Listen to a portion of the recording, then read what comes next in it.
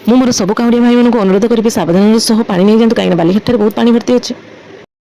ନମସ୍କାର ଫ୍ରେଣ୍ଡ, ଜୟ ଜଗନ୍ନାଥ। ମୋର ଆଉ ଏକ ବ୍ଲଗକୁ ଆପଣମାନଙ୍କୁ ବହୁତ ସାରା ସ୍ୱାଗତ। ବହୁତ ଦିନ ହେଲା ବ୍ଲଗ ଆସିନଥିଲା, କାହିଁକିନା ମୁଁ ଟାଇମ୍ ହିଁ ସବୁ କାମ ସାରି ଭିଡ଼ିଓ କରି ପୁଣି ଭିଡ଼ିଓ ଏଡିଟିଂ କରି ଭିଡ଼ିଓ ଅପଲୋଡ଼ କରିବା ବହୁତ କଷ୍ଟ, ସେଥିପାଇଁ ଭିଡ଼ିଓଟି ମୋର ଆସିନଥିଲା। ତ ମୁଁ ମାଆଙ୍କୁ କହି ବାହାରି ଆସିଥିଲି ବାଲିଘାଟ ପୋଲ ଉପରକୁ, କାହିଁକିନା ଆମର ଯେଉଁ କାଉଁରିଆ ଭାଇ ଆଜି ଯାତ୍ରା କରୁଛନ୍ତି ମୁଁ ସେ ଯାତ୍ରାକୁ ଟିକେ ଦେଖିବା ପାଇଁ।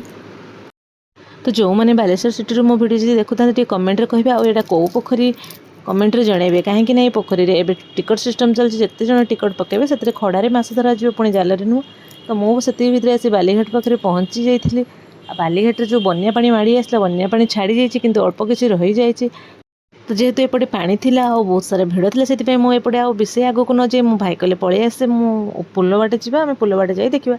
ତ ସେଥିପାଇଁ ଆମେ ପୋଲ ଉପରକୁ ପଳେଇ ଆସିଲୁ। ତ ପୋଲ ଉପରେ ଆସି ପୁରା ଭଲସେ ଦେଖି ହେଲା। ଆଉ ଆମ ସାମ୍ନାରେ ଦେଖିପାରୁଥିବେ ଆମର ନନ୍ଦୀ ବାବାଙ୍କର କେତେ ବଡ଼ ମୂର୍ତ୍ତି କରି କିଛି ଜଣ ନେଇକି ଯାଉଛନ୍ତି। ଆମେ ଆସି ପୋଲ ଉପରେ ପହଞ୍ଚିଲା। ଆଉ ଏ ପୋଲ ଉପରେ ଠିଆ ହେଇ ଆମେ ନଜର ତଳକୁ ଦେଖାଉଛୁ, କାହିଁକିନା ବିଗତ ସୋମବାର ଦିନ ଗୋଟେ ଘଟଣା ଘଟି ଯାଇଥିଲା। ମୁଁ କହିବାକୁ ହିଁ ଚାହୁଁନାହିଁ, କାହିଁକିନା ଯେଉଁ ଘଟଣା ଘଟିଛି ଆର ସୋମବାର ଏ ସୋମବାରରେ କୌଣସି ନ ଘଟୁ।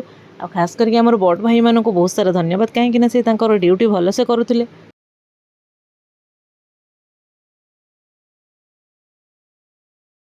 ତ ସେଠୁ ଆମେ ବାଲିଘାଟ ପାଖରୁ ପଳେଇ ଆସିଲୁ, କାହିଁକିନା ଆମେ ଟିକେ ITI ଛକ ଆଡ଼କୁ ଯିବୁ। ITI ଛକରେ ଟିକେ ଯେଉଁ କାଉଁରିଆ ଭାଇମାନେ ଯାଉଛନ୍ତି ପୁରା ଲମ୍ବା ଲାଇନରେ, ସେସବୁ ଦେଖିବା ପାଇଁ ତ ବହୁତ ମଜା ଲାଗେ ମୋତେ। ଆପଣମାନଙ୍କୁ କେମିତି ଲାଗେ ଟିକେ କମେଣ୍ଟରେ କହିବେ। ଆଉ ଯେତିକି ହେବ ଆପଣମାନେ କାଉଁରିଆ ଭାଇଙ୍କୁ ବହୁତ ସାରା ସାହାଯ୍ୟ କରନ୍ତୁ, କାହିଁକିନା ଏପଟେ ଲାଇନ ତ ଆମର ବିଜେଡ଼ି ଆଉ ବିଜେପି ପାର୍ଟି ଥ୍ରୋରୁ ବହୁତ ସାରା କ୍ୟାମ୍ପ ମରା ହେଇଥିଲା। ଆଉ କାଉଁରିଆ ଭାଇମାନଙ୍କୁ ବହୁତ ସାରା ସାହାଯ୍ୟ କରୁଥିଲା। ଆଉ ମାନସ ଭାଇ ବି ଆମର ଏଠିକି ଆସିଥିଲେ।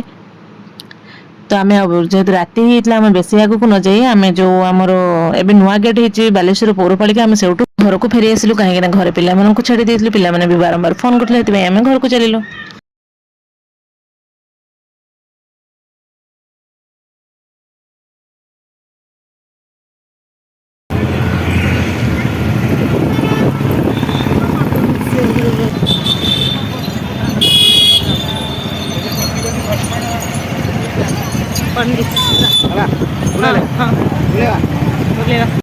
ତ ସେଇଠୁ ଆମେ ଫେରି ଆସିଲା ପରେ ଠିକ୍ ସମୟରେ ଆମକୁ ଟ୍ରାଫିକ୍ରେ ଛିଡ଼ା କରିଦେଲା। ଏଇ ସମୟରେ ହିଁ ଟ୍ରାଫିକ୍ ପକାଇଥିଲା, କାହିଁକିନା ଯେହେତୁ ଲେଟ୍ ହେଉଛି ଆମ ଘରକୁ ଯିବା। ତ ସେଠୁ ଆସି ଆମେ ଦୋସା ଦୋକାନରେ ପହଞ୍ଚିଗଲୁ।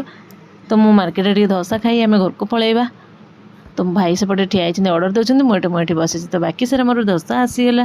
ତ ମୁଁ ଦୋସା ଖାଇବା ପାଇଁ ଲାଗିଲି, କିନ୍ତୁ ଭାଇଙ୍କର ଆସିନଥିଲା। ଯେହେତୁ ଭାଇଙ୍କର ନଥିଲା ମୁଁ ଆଗେ ଖାଇଦେଲି। ତ ଭାଇଙ୍କୁ କହିଲି ଘରକୁ କିଛି ନେବା ପାଇଁ, ତ ଭାଇ ତାଙ୍କର ସେଠି ସିଙ୍ଗଡ଼ା କିଣିଲେ। ଏବେ ତ ବର୍ତ୍ତମାନ ପୁରା ପେଟ ଫୁଲ୍, ଏବେ ଘରକୁ ଚାଲିଲେ ଡ୍ୟୁଟି କରିବା ପାଇଁ।